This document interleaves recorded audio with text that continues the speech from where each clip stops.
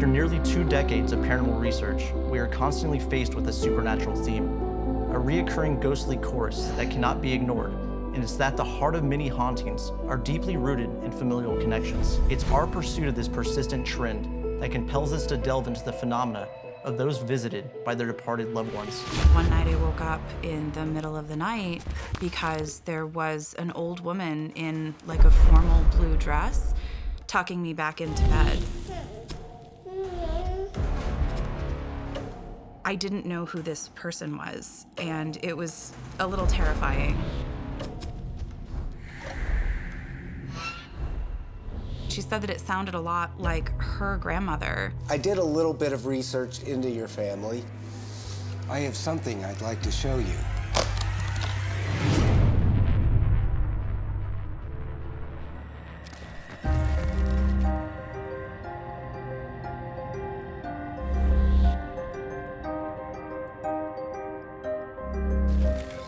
In this episode of Family Spirits, Lauren learns that the same guardian angel phenomena that cared for her as a child may now be looking over her son, leading her to believe that the ability to witness paranormal activity and see deceased loved ones could be genetic in nature. Hi, my name's Lauren, and I'm here because I've had experiences with paranormal, specifically with my family, and I wanted to share them. We had just moved to a new house.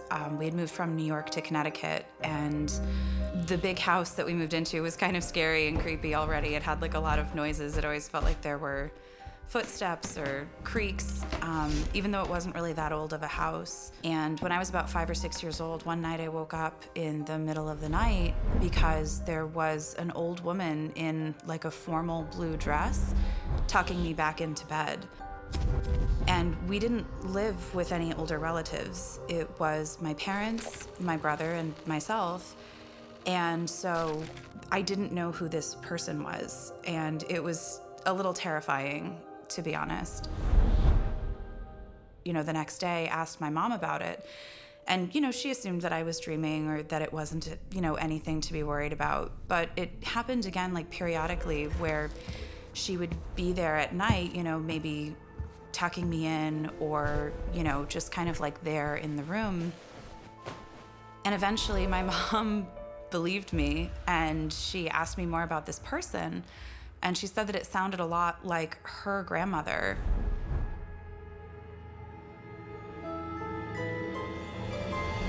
Which is strange because this woman died long before I was born. So eventually she found a picture of her, and it's the exact same dress that she's wearing in the picture because she was buried in it. It was her favorite dress. I don't remember seeing her much after I was about like 9 or 10 years old. That was probably the last time that I remember seeing her. I remember her being very real. I didn't have imaginary friends as a kid. I don't know if I have a very good imagination to begin with. So I remember it being a very real experience. I could smell her perfume. I could feel her hands on the blankets. I could feel the blankets being pulled over me. When she was in the room, it felt like when there is another person in the room, it didn't feel like a TV was on. It felt like somebody was there with you. I'm not sure if the reason that she came by was because I was available or if it was because she just wanted to get to know me.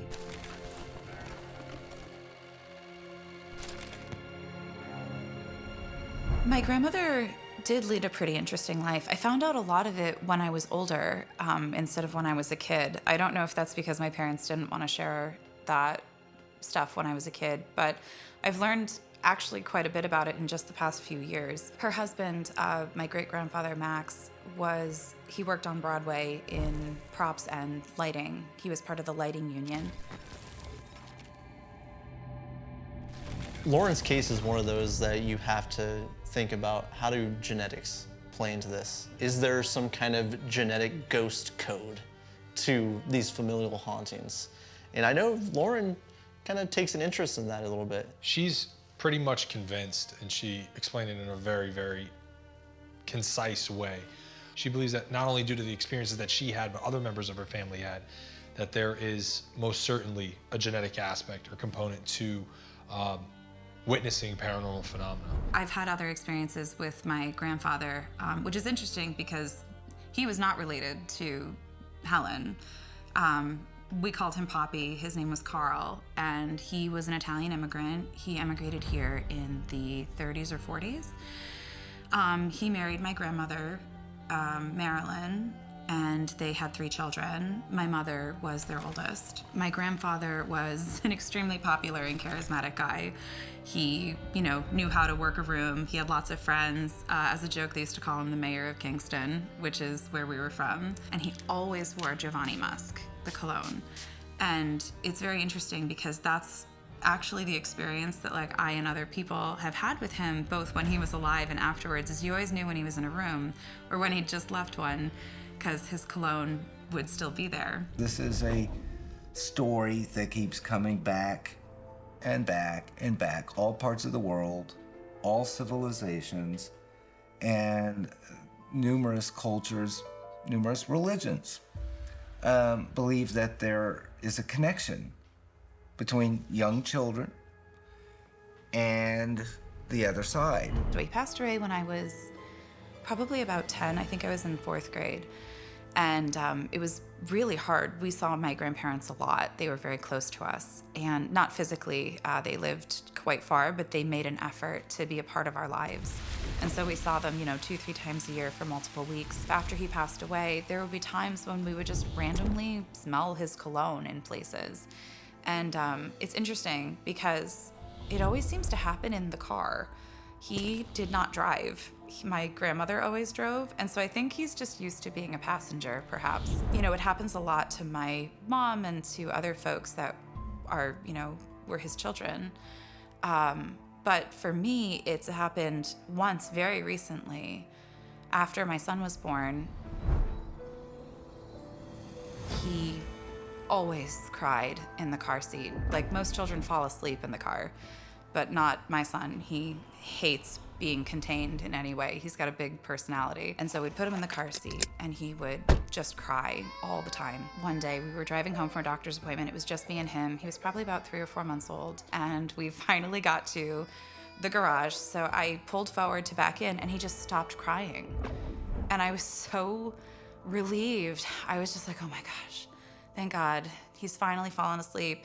Maybe I'll just go out for a little bit of a drive. As I turned to look back to back my car in, this overwhelming smell of Giovanni Musk just hit me full in the face. And I realized, I was like, oh, he didn't fall asleep. He was just getting visited by someone who wanted to meet him. We're talking about a possible generational visitation with Grandpa, right? Where he was there for her, very close. I mean, they used to hang out in the back seat, right? They used to drive around all the time. All of a sudden, she's driving around with her son in the back seat, who does not like riding in the car, from what Lauren was saying. And he's quiet one day, and all of a sudden, lo and behold, there's that smell. And the reason why I think this is an intelligent energy is because other people in other homes are smelling this. Mm-hmm. Other members of her family. It's interesting to think about how these things are related in families. Until I had a child, I never realized how much your genetics play a role in who you are and who you become.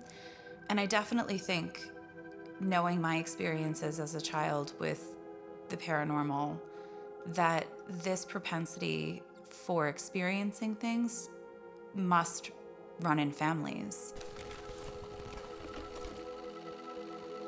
But this experience to reach out from the other side maybe is also something genetic. Maybe there's something that allows us with our genes to participate in the threads of the world outside of our comprehension. I definitely think my son has experienced some form of paranormal activity, and the only thing that I can hope for is to give him guidance and protection from, experiences that might be scary.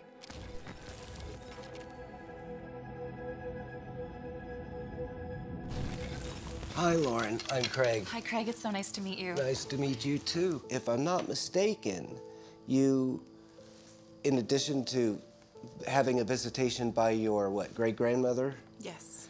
That you had some of their belongings in your possession, family possession, correct? That's correct. My parents actually still have them. They've since moved away from that property and into their retirement home, but they've kept them. They had a secretary desk, which I had no idea what this was, but it's a desk that folds down. They use it to keep all sorts of paperwork. When we were kids, they used to actually keep like all of our school supplies in it. So we were using it regularly every single day to get stuff. So it got a lot of use. Now, was there any kind of showbiz stuff that they had?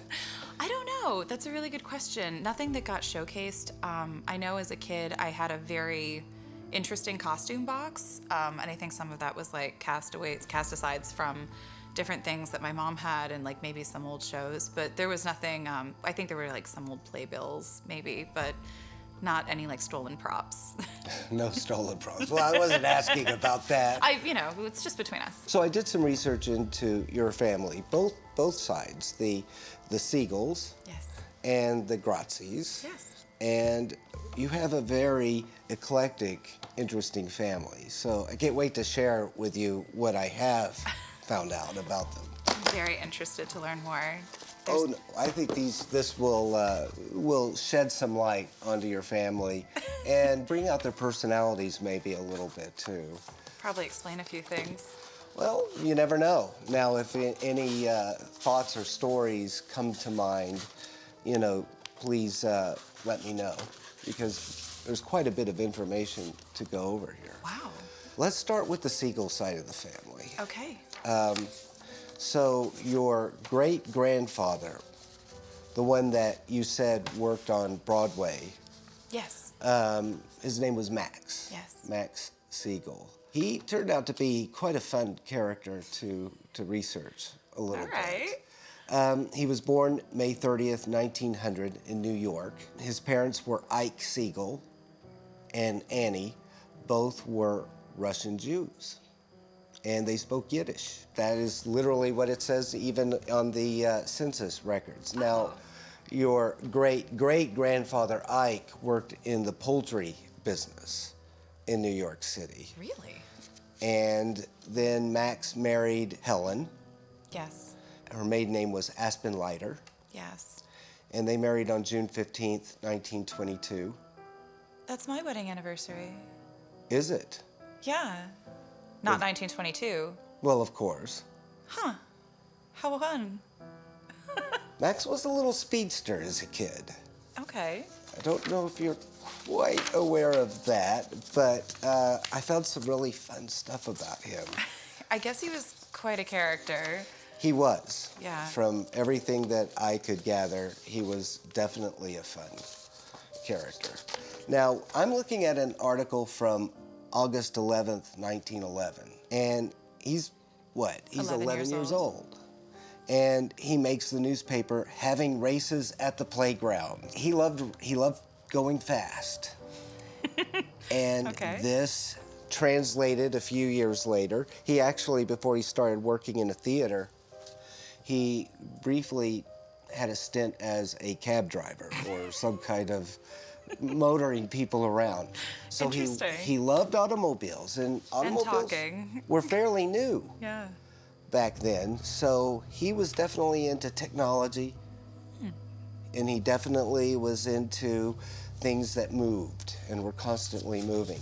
And he had some brushes with the law, apparently, because of his driving. So, haven't we all? Yes. Well, this is 1920. This is my favorite mention of him. Says, for failing to obey the signal, Patrolman Stelz on traffic duty yesterday at the Harlem station, and for using bad language when the patrolman spoke to him about it, Max Siegel, age 20, was fined $5 by City Judge Appel in special session today. Siegel was stopped by Stelz first and was asked why he did not obey the signal. He was alleged to have made an insulting reply and drove onto the racetrack. When he came back after the races, he was served with a summons. Amazing. It doesn't say if he won the race. No, it doesn't say, but you know what? You would think that you know, getting summoned and a $5 fine would be enough? No. 1925, the following accidents occurred yesterday at 8th Avenue and 1st Street between machines operated by Max Siegel and Arthur Feiner. So he gets involved in a traffic accident in 1925. Oh boy. In 1928, Max Siegel summoned by Patrolman Turnbull on the same charge for passing a traffic light without stopping. Oh my gosh, you've got so many of these. 1932, fined $5 again for speeding.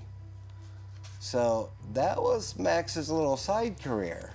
It's interesting how these things go genetically, isn't it? Why, do you have any speedsters in your family now? Oh, I'm a car person. Oh, really? Yeah, I love cars. So these are his traffic notices.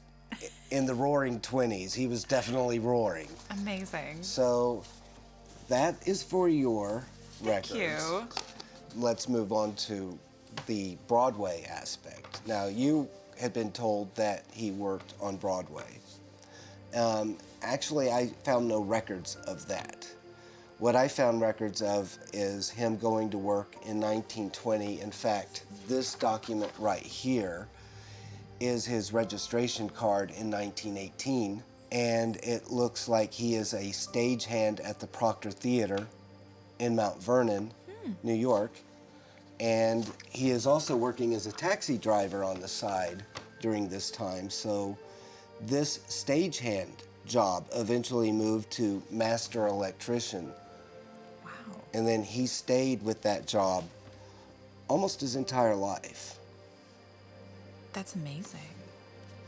So he had a pretty exciting life. Interesting career.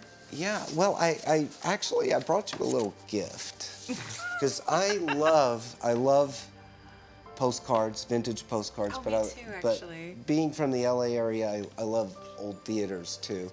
So I actually found, this is the postcard where your great-grandfather worked. Oh my gosh, how cool. And this theater still stands today? It still stands today, and believe it or not, it's supposed to be haunted. Wonder if Max is kicking I around there, don't know. I don't know. You said that he wasn't living at home too much. No, maybe he's spending his time over at the theater. Your family was popular. They liked making the news. That tracks. That tracks. Now, your grandfather, Carl, he was an early pioneer of electronics. He worked at IBM. Now, you had mentioned that your grandfather was nicknamed the mayor of... Oh, the mayor of Kingston. Mayor of Kingston. That was always the joke. That was always the joke? Yeah. Well, what if I told you that he actually was a mayor? I think we all just assumed he was making it up. Well, unless he's feeding the news cycle. Wow. Says Grazi wins mayoralty in Rosendale. Yeah, Rosendale. At 36, he is one of the youngest mayors in New York State. Wow. So then it goes into his background. Mr. Grazi was born in Mount Vernon, attended Nathan Hale School, Washington Junior High, A.B. Davis High School, and Westchester Community College. I am staggered. I guess my grandfather was more involved in politics than we realized. Yeah. Wow. So I also see right here, article says right here, this is dated 1970, okay? It says that he died at his home in Kodak, Tennessee, and he was 61 years old. You said he died young. So he was larger than life. Yeah, he was. Very much so. And so it comes as really no surprise from a psychological point of view that he would come across as larger than life in these visitations. The mere fact that it's obvious he made his rounds in life. Yeah. And the stories you're telling, without even knowing all of this, seem to indicate he made his rounds in the afterlife. It makes me wonder who else he was visiting. Yeah, it's time to take a poll, a I know, family right? poll. It might be. That's so fascinating. I can't believe it's real that he was the mayor. Lauren, thanks for talking to me This about. has been such a pleasure. Thank you so much. Sure, and I hope you were able to get a bit of an insight. It really sounds to me like your grandfather, Carl, is definitely still showboating and still campaigning. Mayor of Heaven, right? At least with your family, still making his presence known. I didn't know at most of this, so this has been very educational. Lauren's ghostly encounters with her great-grandmother make a compelling case for genetic paranormal theory. Her childhood phenomena kicked off a lifetime of experiences not only for her, but now her son. This leads Lauren to believe that one's ability to see family spirits could be a trait passed down from generation to generation. It absolutely feels like death is not the end. I don't know what happens after we die, and I don't know if it happens for everyone. But I think that there are some people who want to continue participating even though they have passed, especially if they're your family. I think that they just want to continue participating and getting to know the future generations.